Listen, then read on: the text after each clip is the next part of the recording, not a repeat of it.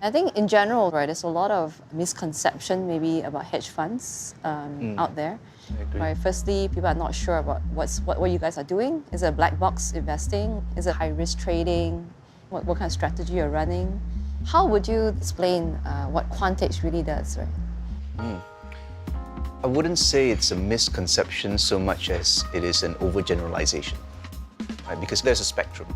There are funds that engage in high-frequency trading and do a lot of trading every day, and there are funds that hold their positions for years. We certainly look at ourselves as long-term investors, so we're in markets generally holding for long periods of time. We're quant analysts. We just look at price action and numbers to tell us how much we should invest, where we should invest, in order to create that more efficient investment portfolio. Now, of course, that changes from day to day, right? Today, the market's telling you one thing, tomorrow it'll tell you something else. So from day to day, we are always adjusting our positions. Portfolio sort of evolves. So it is quite a complex operation in our firm, where we trade every day across not just 250 different markets, but thousands of different instruments and securities. With over 70 staff and more than 600 clients, today's Quantedge is a far cry from the early days, where the two founders traded their own money out of their bedroom.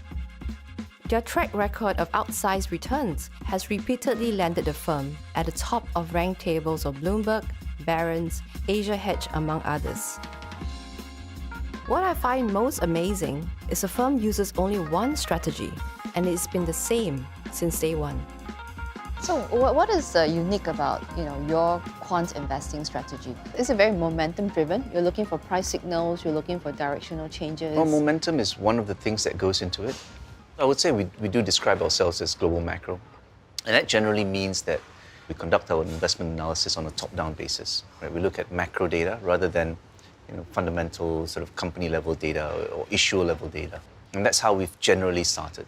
But the portfolio has evolved so much, so we're adding more and more things into the strategy, including equity long-short strategies, where we are investing based on factors like, as you say, momentum, value, dividends, all sorts. So I would say we've evolved beyond being a traditional macro fund. Obviously, you're very numbers driven. What can you actually read from those numbers? What can you actually predict? I don't think we can predict what's going to happen tomorrow or next week. You can't? We can't, unfortunately. Okay. We don't have the crystal ball. Many people sort of misunderstand and think quantitative investing can give you that precision in terms of forecasting the future. I don't think that's true, but I think what we can say is if we study the history of financial markets and how things have behaved in the past, at least we know the range of possible outcomes and assign probabilities to them. And that gives you an idea of what you should expect and also keep you alert as to what are the possible downside risks. What do you think, with all the technology, the experience, and the knowledge we've gathered over the years, why can't we predict financial markets? Well, think about it this way. If, say, you have a game of chess, right, the rules are defined, each piece can only move a certain way, there's a fixed number of possibilities, right? So you can plan your strategy based on, how many hundred moves there are. In the financial markets, it's quite different because there's an unlimited number of factors that can affect how each individual investor decides to invest. And there's so many market players who you cannot possibly predict how they're going to think. That's the beauty of the market in some sense, the fact that it cannot be predicted. And that's why we're being rewarded for participating. For us, that idea of risk premium is really important because we believe markets exist for the purpose of risk transfer. When you look at, let's say, the stock markets or equity markets, there is a risk transfer that's happening between the companies and investors who are providing the capital. And usually when a risk transfer happens, the risk takers get rewarded for that risk, which is what we believe in, the risk premium. The Quantedge chase for risk premium has netted investors annualized returns of 21% since the inception of the fund, setting the firm apart in the hedge fund industry. But the returns are by no means consistent. High reward is usually born of high risk. Looking at your fund stats so far, there were years where you are down, years that you're up a lot as well.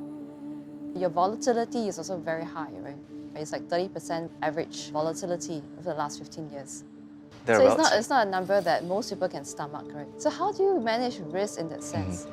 Well, philosophically, we think about risk as a choice parameter in the sense that we can choose what level of risk we want to take in the markets. So we target a constant level of risk at a portfolio level.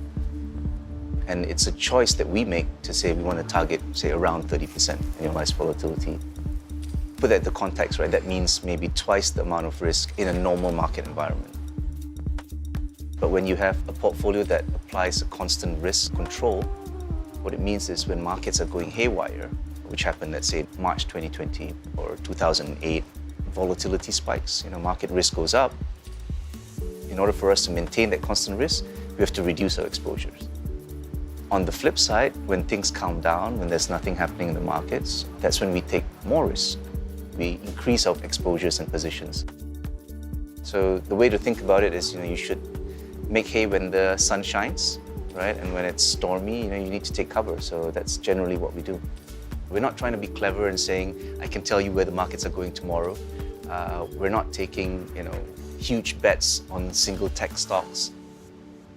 We believe that all that information that's out there is actually priced in the markets, which is why we prefer to react to what the market says rather than to try and, predict how the market will move. Because actually, when you think about it, that's a very risky thing to do. Right? You could be very, very wrong. You could be completely, ill-positioned.